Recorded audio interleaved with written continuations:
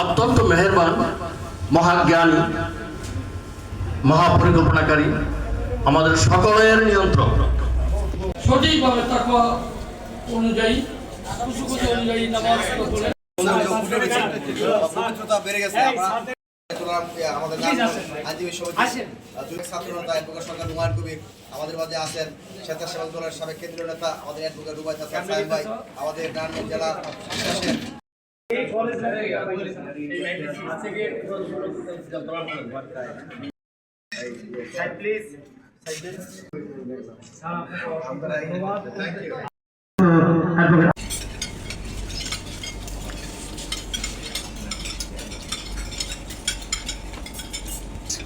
খাবারেরও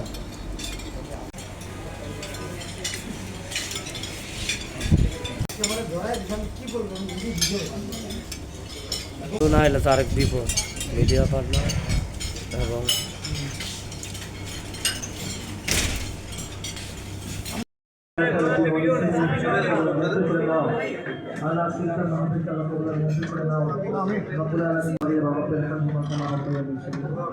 سبحان ربك رب العزة عما يصفون وسلام على المرسلين والحمد لله رب العالمين।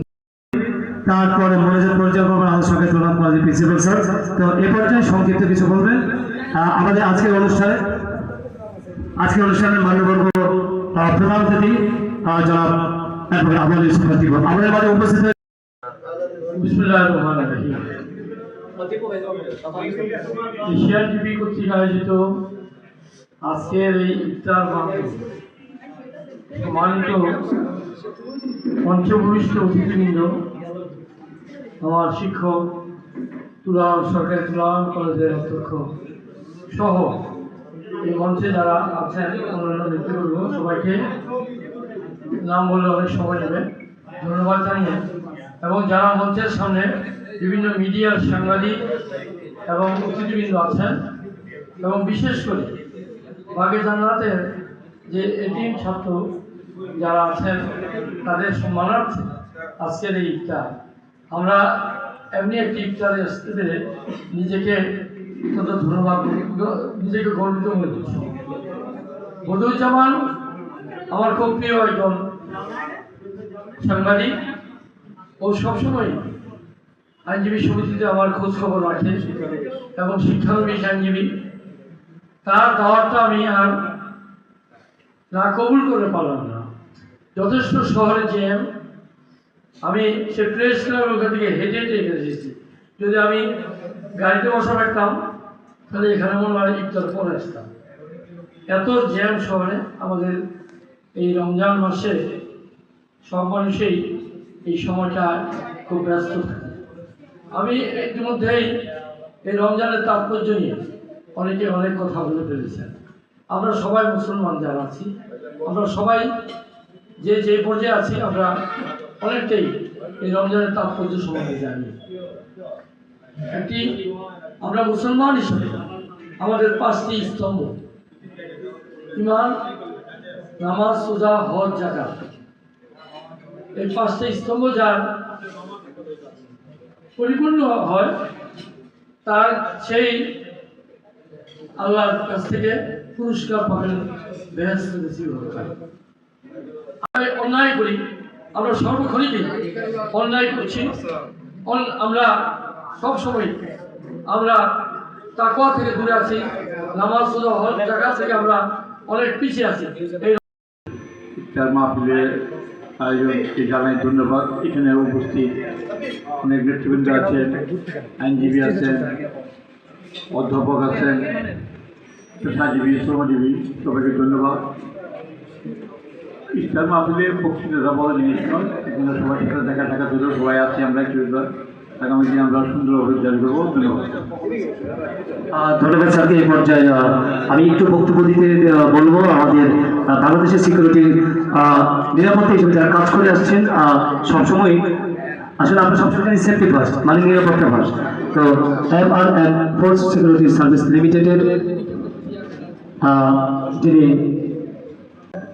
আয়োজন যারা করেছেন তাদের সবাইকে ধন্যবাদ জানাই।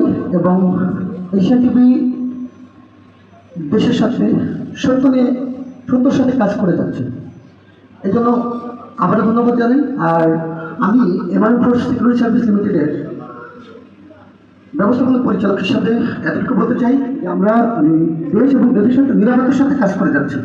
আপনারা সবাই মিলে একসাথে সবাই নিরাপত্তার সাথে কাজ করবে আশা করি। ঠিক আছে, ওকে, সবাই ভালো থাকবেন। আসসালামু আলাইকুম। বক্তব্য শেষ হলো আমাদের। তো আজকের অনুষ্ঠানের প্রধান বক্তা হচ্ছে আমাদের অ্যাডভোকেট সরকার হুমায়ুন কবির স্যার। আমরা শেষের আগে স্যারের কাছে যাব।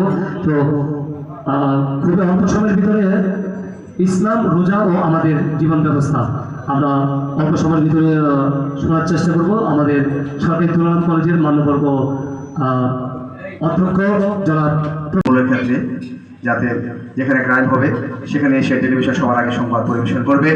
সাহসের সহিত, সততার সহিত তারা সবার আগে সত্যকে উদ্ঘাটিত করে সবার সামনে নিয়ে আসবে। কারণ সাংবাদিকরাই হচ্ছে সমাজের দর্পণ। আর ইলেকট্রনিক্স মিডিয়ার মধ্যে এশিয়ান টেলিভিশন অত্যন্ত সমাদৃত। আপনারা জানেন দেশে বিদেশে সারা বিশ্বের প্রত্যেকটা দেশে এশিয়ান টেলিভিশন প্রতিনিধি রয়েছে। সেই সুবাদে এশিয়ান টেলিভিশনের যেই স্কল বা পত্রিকা, আমাদের আপনাদের একটা পত্রিকা আছে আমরা জানি, রূপান্তর, সেই পত্রিকা দেশ রূপান্তর, সেই পত্রিকাও মোটামুটি বর্তমানে বেশ জনপ্রিয়তা পেয়েছে, বস্তুনিষ্ঠ সংবাদ পরিবেশন করে থাকে। আর বিশেষ করে ধন্যবাদ জানাই মধুজ্জামান সাহেবকে, আমাদের কোটাঙ্গনের অত্যন্ত পরিচিত মুখ, হবু আইনজীবী, মেধাবী ছাত্র, মেধাবী সাংবাদিক সহ আজকে আপনারা যারা আয়োজন করেছেন আপনাদের সবাইকে ধন্যবাদ জানাই। আর উপস্থিত আমাদের আইনজীবী সমিতির প্রেসিডেন্ট সরকার হুমায়ুন কবির সাহেব সহ যে সমস্ত নেতৃবৃন্দ এসেছেন। ইফতারের অল্প কিছু সময় বাকি আছে, আমি সবাইকে ধন্যবাদ জানাচ্ছি। ধন্যবাদ জানিয়ে আমার বক্তব্য শেষ করছি। আর আমার ছোট ভাইকে অনুরোধ করবো মধুজ্জামানকে যে আজকে এই দোয়া পরিচালনা করার জন্য। তো দোয়াটা পরিচালনা করার পরে আমরা ইফতারের প্রিপারেশন যাবো ইনশাল্লাহ।